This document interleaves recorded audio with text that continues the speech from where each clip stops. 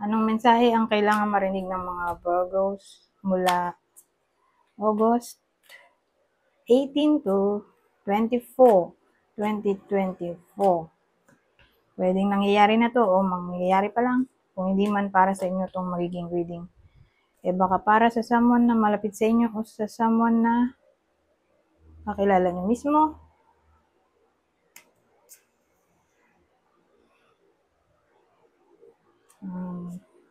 Baka may lumabas na gender mamaya tulad nito. Masculine, di ba? Gawin nyo na lang energy. Masculine at feminine energy.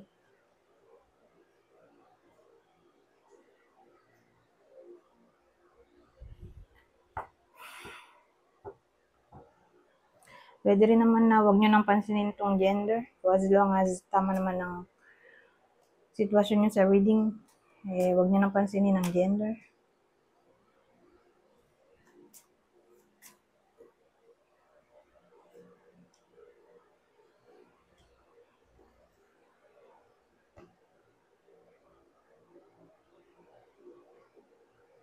Ito, dikit siyang ganyan.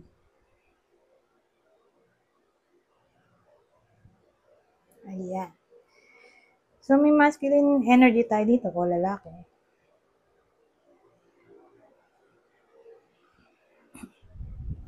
Pwedeng single dad to. O kasal siya, may anak. Kunin nyo lang yung info na sa tingin nyo ay fit sa sitwasyon nyo. Businessman pero small time owner o may career naman pero maliit ang sahod.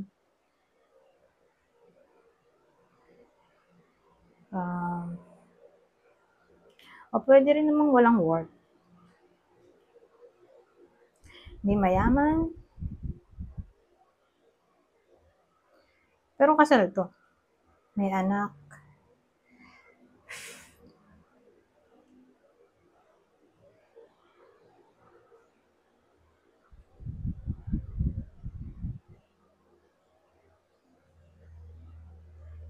Ano to?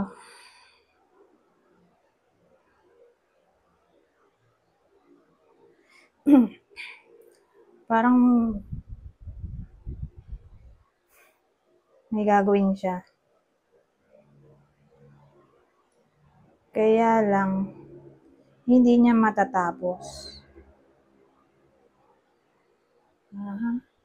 Whether kayo to o ito person. Pero again, may parang sisimulan siya eh. Pero for some reason, hindi niya matatapos o iniisip ko anong nangyayari.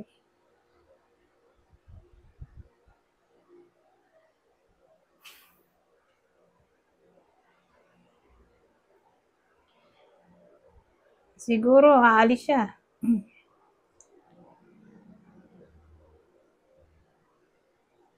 Parang pawala-wala siya sa project na naisip niya mismo.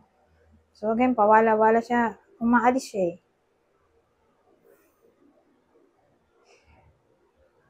Hindi naman importante yung pinupuntahan niya.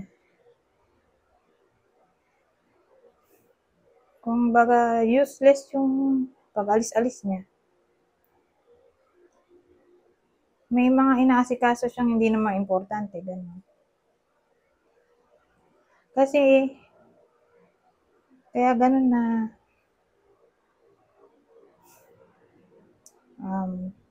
paalis-alis siya, ginagawa niya yung hindi naman importante. Dahil wala siyang direksyon sa naisip niyang plano.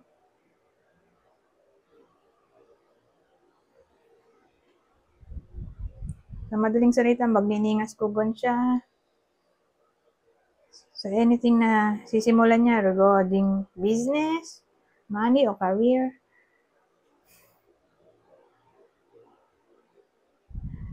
Ganon. Sisimulan niya pero hindi niya tatapusin. Kung di man kayo to, baka person nyo, sino naman kaya?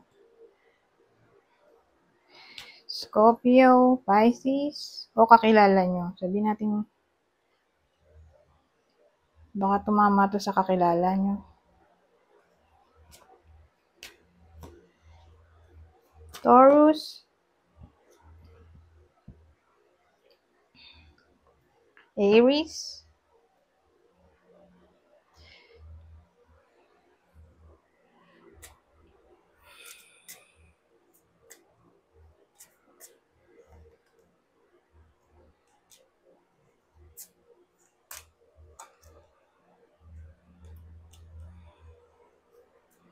so may someone dito may iyak. Bakit kaya?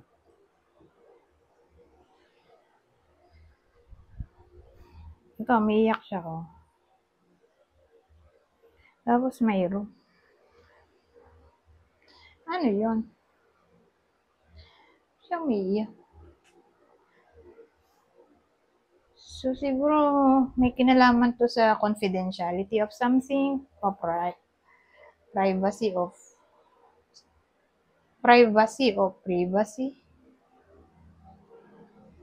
O baka naman ano to?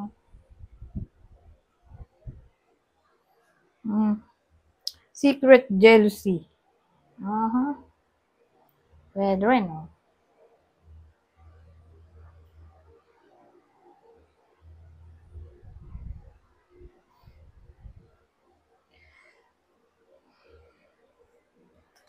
So, ano pa ba?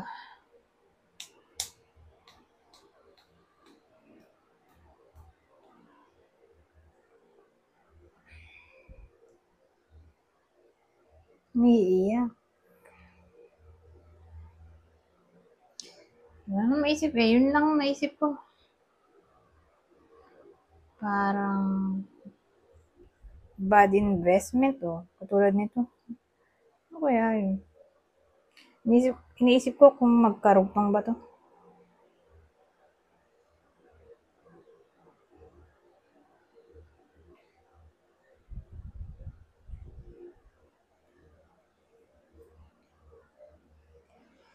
So, then, pupunta tayo sa in pain. May someone dito na in pain.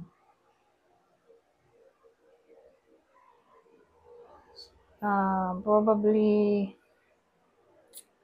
nanggaling sa pangit na relasyon. Walang commitment. So, dyan napapasok yung third party situation. Friends with benefits, situationship. Yun, sila yung iiyak dito. O pwedeng yun yung cause kung bakit iiyak yung iba. So, pwedeng yun yung taong iiyak. Yung mga sinabi kong yun. Nasa ganoong sitwasyon. O sila yung magiging cause ng jealousy. Third party.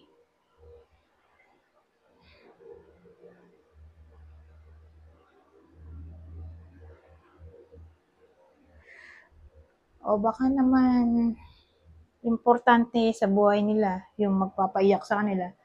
Malapit na tao sa buhay nila, kaibigan, pamilya, biological na family, someone na pinagkakatiwalaan nila mismo. Pwedeng ganon.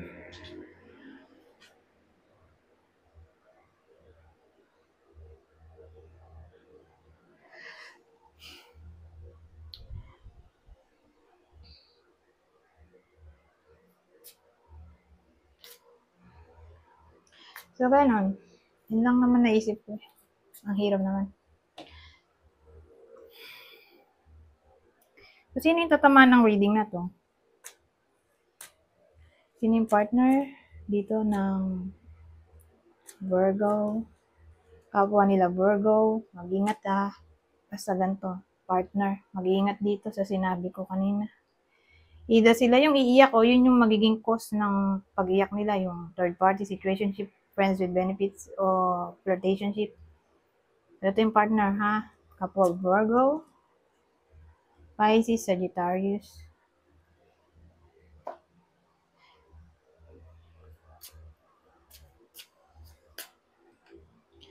Joyfulness.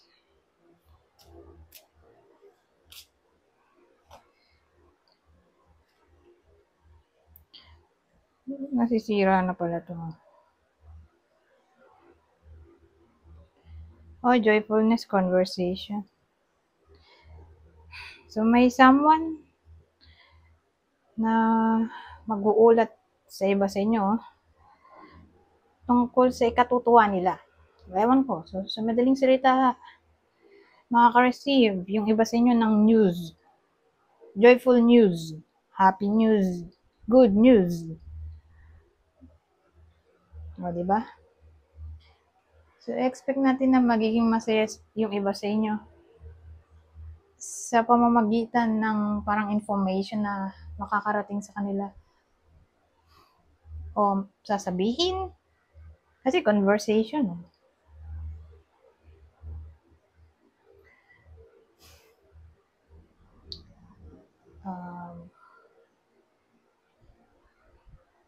Conversation. So, baka ano to? Reunion. Pwede. Family reunion. Friends reunion. O ewan ko anong klaseng reunion to. Parang ganun eh. Meeting. Magmi-meet. Mag-uusap. At ang pag-uusapan ay tungkol sa meeting.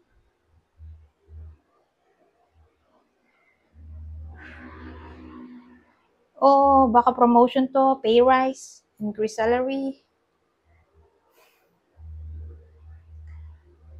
So for some reason, magsasaya nga yung iba sa inyo. Yun lang naman naisip ko eh. Magkakapera siguro.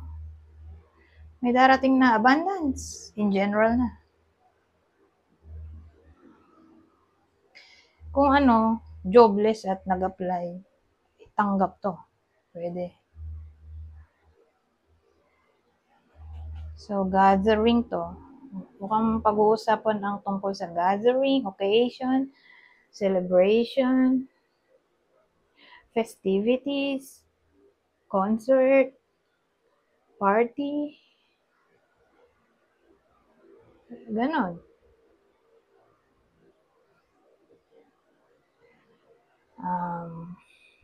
Siguro ipapakilala na yung iba sa inyo sa jowa. Sa pamilya ng jowa. So, kayo, yung ipapakilala sa pamilya ng jowa, pwede rin. Kung applicable sa sitwasyon nyo. O, ipapakilala nyo na ang jowa nyo sa pamilya nyo. Pwedeng vice versa. So, kunin nyo lang yung information na tingin nyo fit sa sitwasyon nyo. Pero, ibang case ay reconciliation siguro kasi magsasaya. Mag-uusap, magsasaya. Or reconnection siguro sa someone na hindi na nila nakakausap na magiging masaya sila.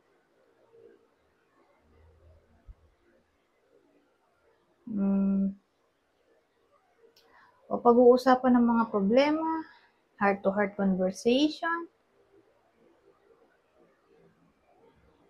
Yun lang. Anyways, punta na tayo dito sa huli. I-ready ko na yung deck ko. Yung mga cards sa deck ko na huli. Pinakahuling deck. Kasi masyado siyang malaki. So, mahirap i-shuffle, kaya ni-ready ko na siya. Babasahin ko na lang. Para mabilis. You're strong, smart, and you got this.